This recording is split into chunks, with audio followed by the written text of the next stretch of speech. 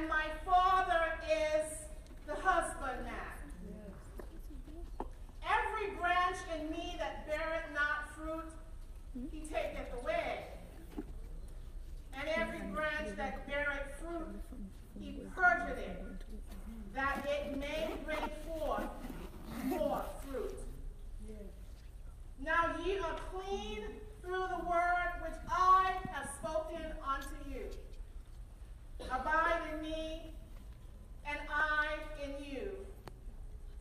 As the branch cannot bear fruit of itself, except it abide in the vine, no more can ye, except ye abide in me. Hallelujah.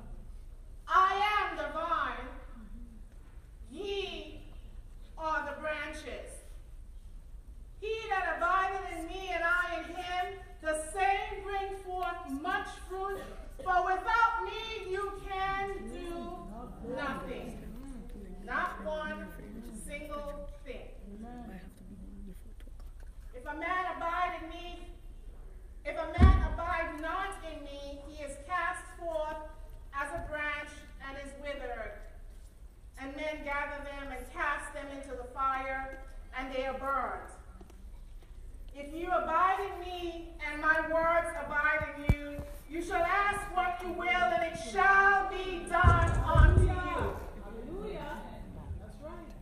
Herein is my Father glorified, that you bear much fruit, so shall ye be disciples. Thank you, Lord. We talk about this topic, predictive analytics. It's a concept that all of industry is using today. It's healthcare, commerce, the stores, the grocery stores, the clothing stores, the travel industry. It is what businesses use to collect data around the services that they render. They determine the risk of the operation, the manner in which they will propel future operations. It is a way by which they plan for events. It is a way to identify and bring about interventions to problems before they even arise. So what exactly are you saying to my brain on this early Sunday morning? It is effectively a strategy of using proven past or contemporaneous events, God help me, to determine future events. Yeah. We use the insights of information that are proven to develop and train our path for the future. Does this sounding familiar yet? I'm going to break it down. Imagine we all, in our own brains, we use predictive analytics every day. So imagine this. You go to PriceSmart, and if you've been there at a time when the lines are to the back of the store, they use predictive analytics. It goes like this. You have a goal to exit the store at the earliest possible time. Yeah. You're not interested in spending the whole day in PriceSmart's line or whatever the store is, and so your brain begins to set forth a predictive algorithm, a scientific means that says my expected outcome is to get out of the store and go on to another productive activity. How am I going to do that? My target goal is to cut down on the time in the store. Yeah.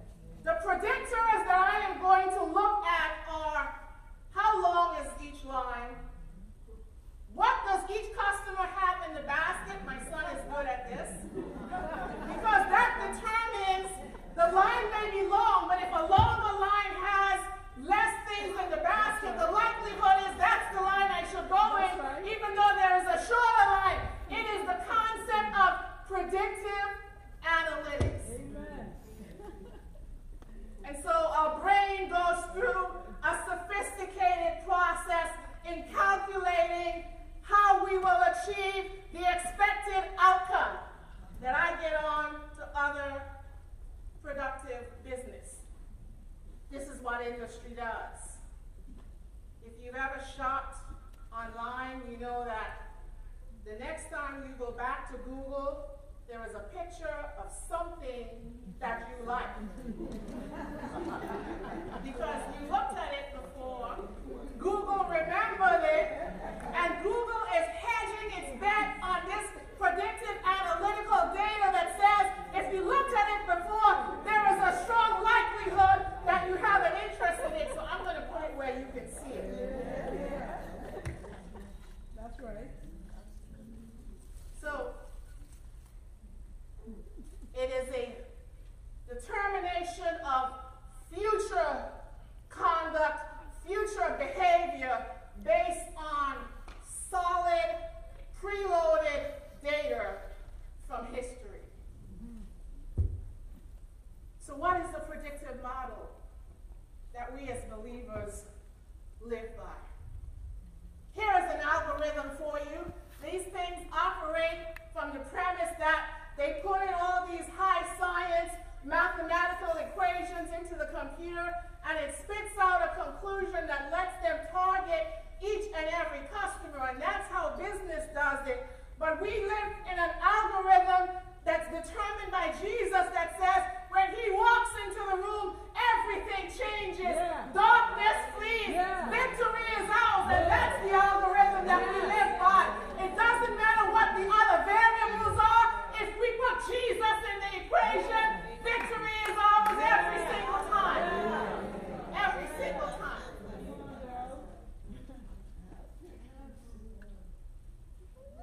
When Jesus shows up, darkness has to go. See? We as believers have to begin to position ourselves from the place that if I am in him and he is in me, that means he is already in my equation. And so the sum total of who I am is his love and his grace over me. My child as a God is predictably dependent on a set of data that confirms that no matter what happens, if I said yes to salvation, Jesus says that I win. Every time. Amen. Amen.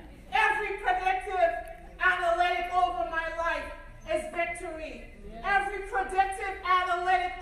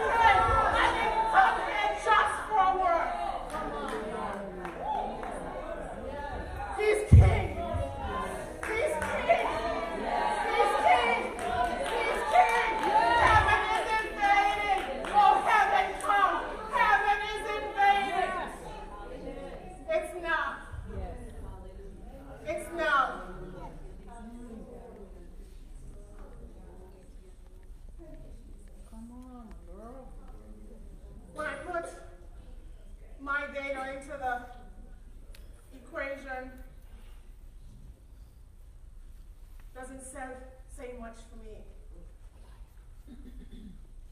But I've got John 15:1. Yeah. I've got John 15:1, and my high science formula is going to input John 15:1 into the equation, and it says, I am the true vine. Yes. You see? Jesus is speaking to his disciples at a point when he's about to walk from the upper room to the place where he would be captured, arrested, and sent to the cross. John 15 is some of the last words we hear from the Lord Jesus Christ. And you know when someone is giving us their last words, they're not cavalier words. Right. They're words we should pay attention to. And so, it's the final night of Jesus' life on earth, and he's about to go to the cross for you and for me. And he's counseling his disciples, and when we get to the end of John 14:31, he says to them, okay, the meal is over, let's go. Arise, let's go hence. They begin leaving the upper room, and they begin their march to the Garden of Gethsemane, a very isolated place, a place that Christ loved to go to for prayer. As Jesus is walking with his 11 mainstay, ride or die disciples, the 11, there's one who was selling him out to the authorities. And they needed to arrest him in that place of isolation because at that point, Jesus was at the height of his earthly ministry. And Judas, for 30 pieces of silver, would say to the authorities, let me tell you where he's going to be. And he's walking. His path to the Garden of Gethsemane would take him past the temple where Judas was cooking up the deal. But Christ knew, even before Judas left, what he would be about. That's right. And so the 11 disciples are walking from the upper room through the Kidron Valley, across the Mount of Olives to where the Garden of Gethsemane is. It's a journey that takes them to the olive groves in the garden. And it's one of the most important conversations that we hear. Jesus, in his statement, says, I am the true vine. Not I am the vine, because in the Old Testament, the nation of Israel was known as the vine of God. It's an image of a father who is deeply interested in the care of the vineyard, of his people. But Jesus says here that he is the true vine, no doubt intending to contrast himself from the nation of Israel and from religion. The nation, the children had failed. They had failed to remain faithful. They had failed in keeping to the promises and the ordinances of the Lord God. But God, as the vine dresser, he knows that his children who he's walking with are about to come upon a season of their life where they're going to need to know not who the substitute is or was, not who religion is or was. They're going to need to know who the true vine is. See, every so often, you can get by on somebody else's coattail, but there comes a season at a time when the press hits that you're going to need to understand that I can't count on the coattail. I need to count on the true vine. And so Jesus is saying to his disciples, before they even realize the hell that's about to come upon them, that I am the true vine. If you abide in me and I in you. He's getting them ready.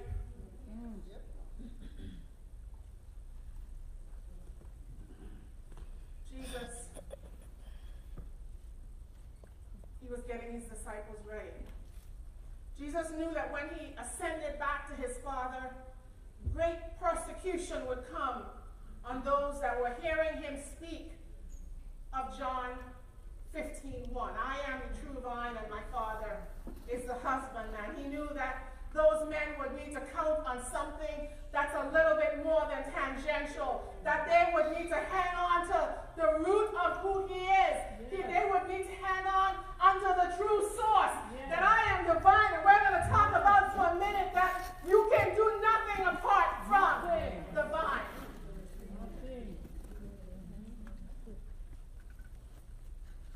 In verse 2, it says that every branch that does not bear fruit, in my version it says he takes it away.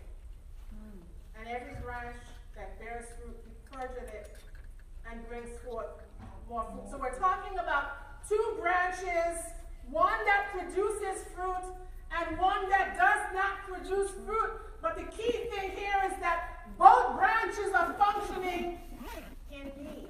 Yes. Do you see that?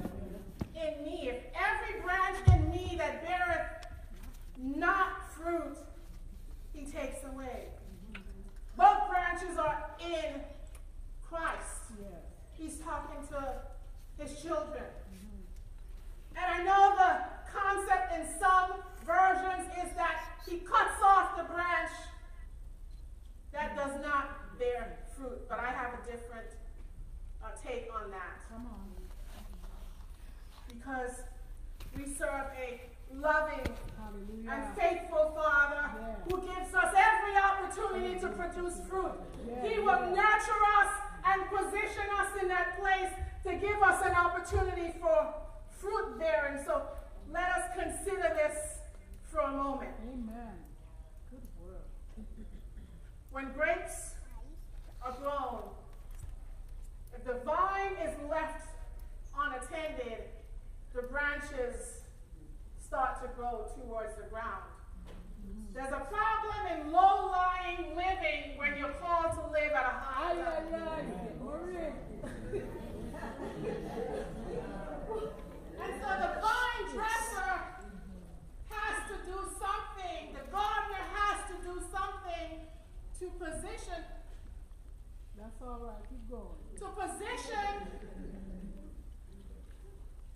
the branches to continue to get sustenance from the source. Yes.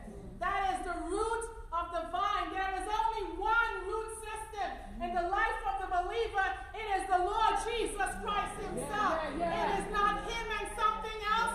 It's not him and someone else. He is the true source. He is the root system for the believer. And so in the picture of this grape in the vineyard, the vine is connected to the root system, and the branches are connected to the vine. But if we allow the branches to position themselves on the ground level, at the low level, they will start to send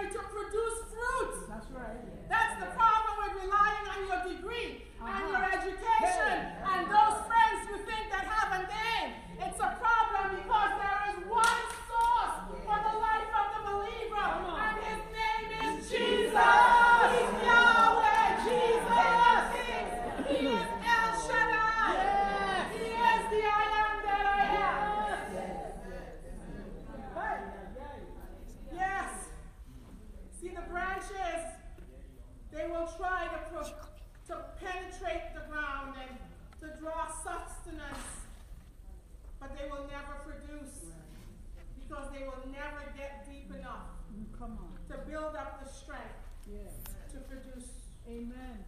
the fruit. Amen. Amen. So, what does the vine dresser do? We're still focusing on verse 2. It says that every branch in me that beareth not fruit, and we're talking about the branches that they're not producing fruit. They prefer to go down to the lower level of trying to dig their own root system, and they still won't produce fruit because they will never get deep enough. So what does the vine dresser, what does the gardener do in that instance? Well, he lifts those branches from the ground, and he positions them in a place where they're elevated above the place of the root system. And by elevating them, by lifting them, there is only one option for those branches. You die, or you take sustenance from the true source. Amen. Amen. So, in verse 2, Jesus was establishing a data set for the disciples that they would need to plug into a metric of their future to confirm that I am the true vine, and I can't stand on my own. I can't stand on the house of Israel. Abraham, Isaac, and Jacob may be fathers of the faith, but if I'm going to be able to stand, the only algorithm that I can input is one that says I am the true vine. Hell can wage any battle it wants. Forces can line up against me. Someone can betray me for 30 pieces of silver. But if I abide in the Father and the Father in me, nothing shall be impossible. Amen. Amen. Amen. Amen. Amen. I might not be bearing fruit yet. My branch might not look like your branch. You might be the branch in the second part of verse 2 that says all God needs to do is to prune you because you look good. You've had a good source from the root. You've been able to bear some fruit, but don't despise me. I'm right up here next to you, and God is going to elevate me, and He's going to position me to bring forth some fruit in my due season. Don't despise me. I'm still connected to the vine. I'm still abiding in my Father. And in my season, after He's lifted me a little and He's positioned others to lift me a little, He's going to place me where I can take my sustenance from the true source, from the root system. And when I do that, I'm going to flourish.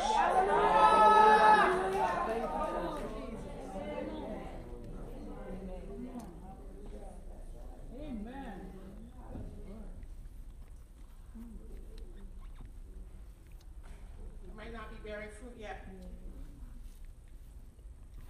but my worship, Hallelujah, to a loving Father,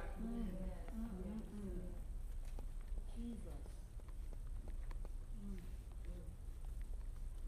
will reveal that I am eternally grateful because I am saved by grace through faith, not by works. You see, I am abiding in Him, and yes, my reasonable thing is to bear fruit because that's what we're obligated to do. We're obligated to produce fruit. But even though I may be in that season of unproductivity, my hope is found in Jesus. God matures, He nurtures, and He preserves every unfruitful branch so that they will produce in due season. He's lifting me up. He's positioning me to produce fruit. So the vine dresser, this branch that's not bearing fruit, he takes it away. He literally takes it away from trying to compete with the source that is giving it its life. He removes it from the circumstance and the position that it had found itself in, because to do that meant it can only then have to rely on the true source. The true vine. You see, the reason you didn't get that job, or the reason you lost those friends, and the reason that money didn't come, or that situation didn't go the way you think it should go, is because God was positioning you. He knew that you had to bring forth fruit at some point in time, and it's going to happen, but he needed to position you so that your dependence was not going to be on the job. Your dependence is not going to be on that person. It's going to be on the true source, because he's going to elevate you and separate you, so you have no choice but to connect to the one who is the author and the finisher of your faith. He lifts it up and he positions it to draw sustenance.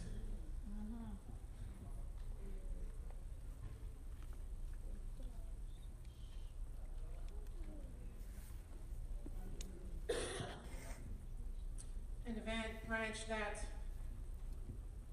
is bearing fruit, this is where my believer friends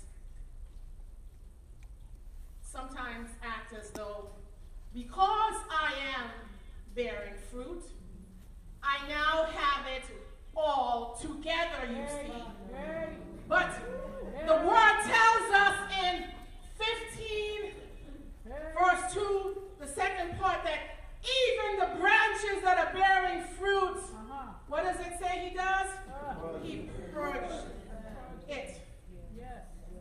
There is a process of continual refinement and a process of continually separating and pruning, because the goal is for us to produce fruit. And we have to do that in every season, in all seasons. And so God positions us to be continually fruitful, not one time, not one day, not one season, but it is our refinement for a continual process of producing fruit. And so, to do that, the gardener will remove the dead wood. Because you may be producing fruit, but newsflash, you still got some dead wood. That's right. That's right.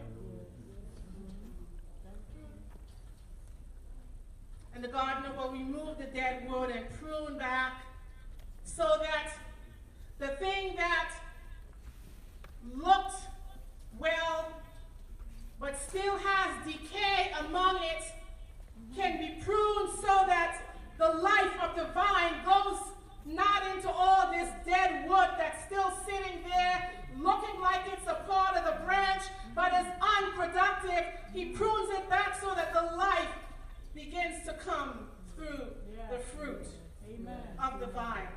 Amen.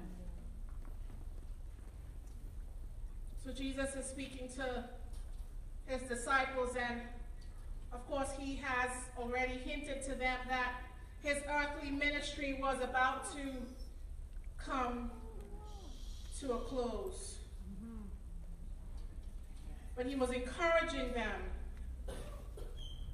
in verse 3 that you need not worry. These situations are about to unfold, but you are clean through the word which I have spoken over you. God has spoken over all of us. Those who are his called, those who have said, I accept you as Lord and Savior, those who are his children, he has spoken over us. There is a word for our lives, and his word is found in the Bible. Amen.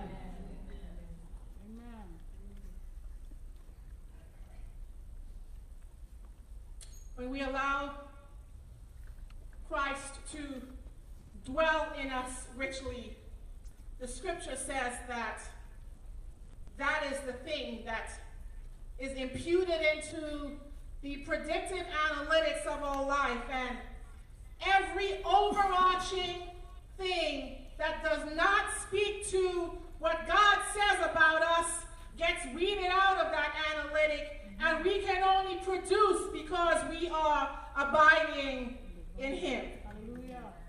Hallelujah.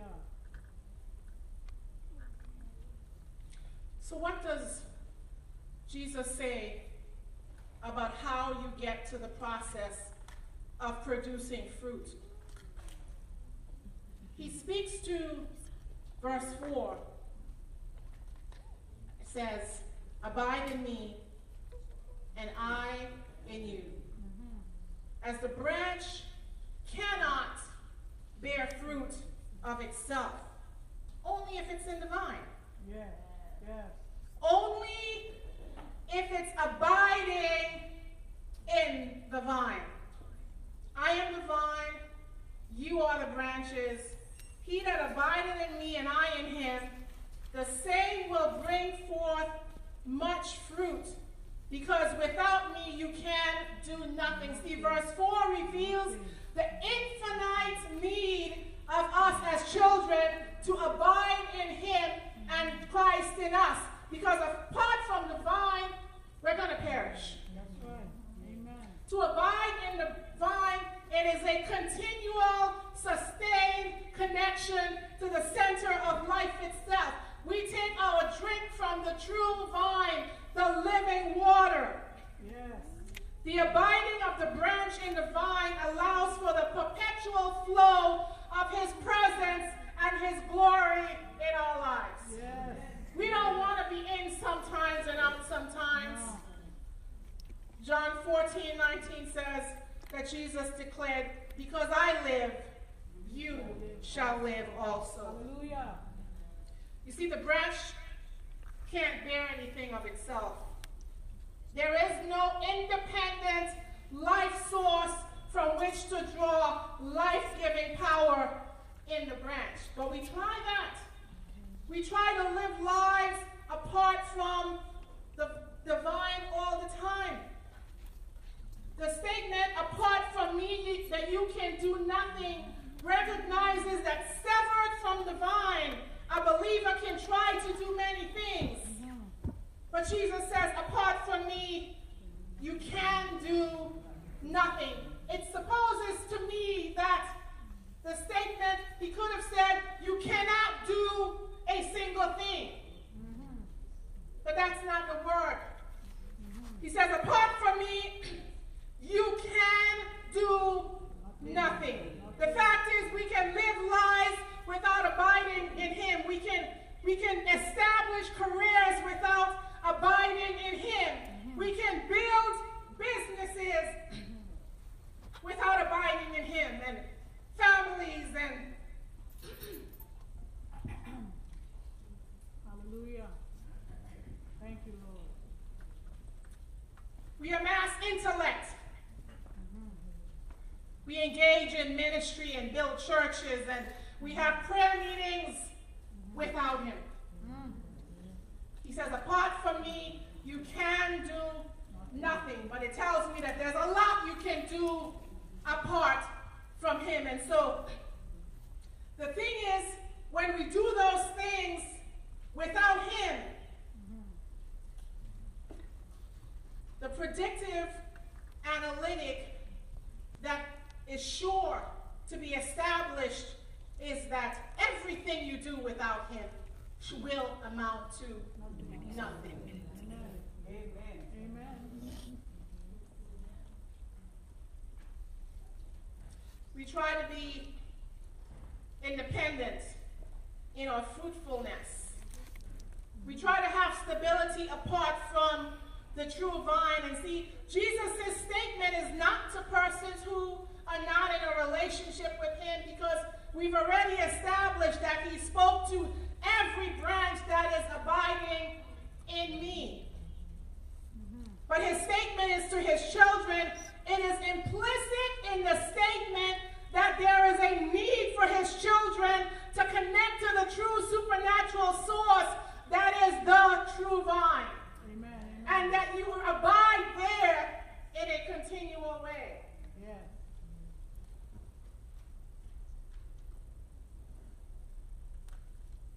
No one has ever been able to produce and sustain what they've produced without abiding in the true vine.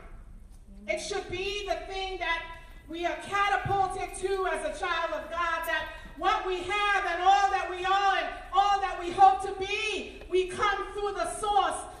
the life-giving source for us. Yes.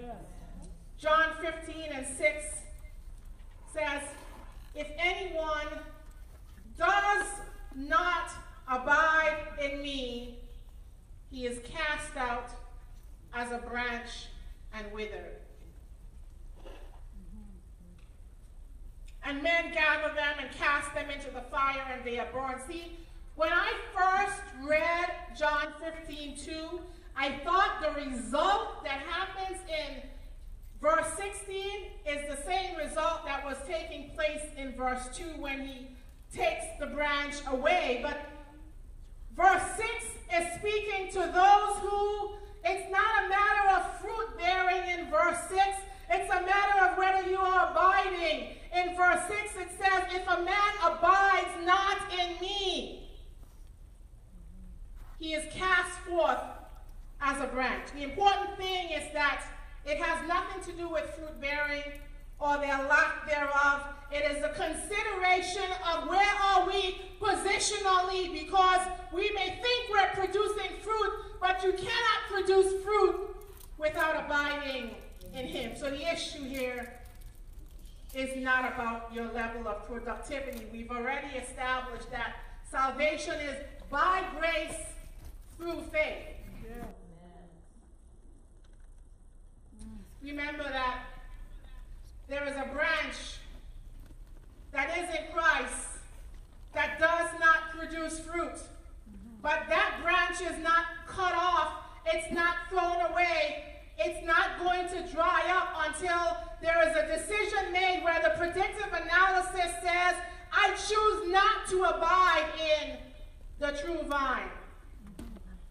God wants to produce fruit in us. Yeah. But we have a choice. We have a choice. That's right. We could choose to remain outside of the true vine, at which point we will be withered and dried up, and the sustenance of life is not in us, and people will see that you are not connected to the true source because the fruit will not be present.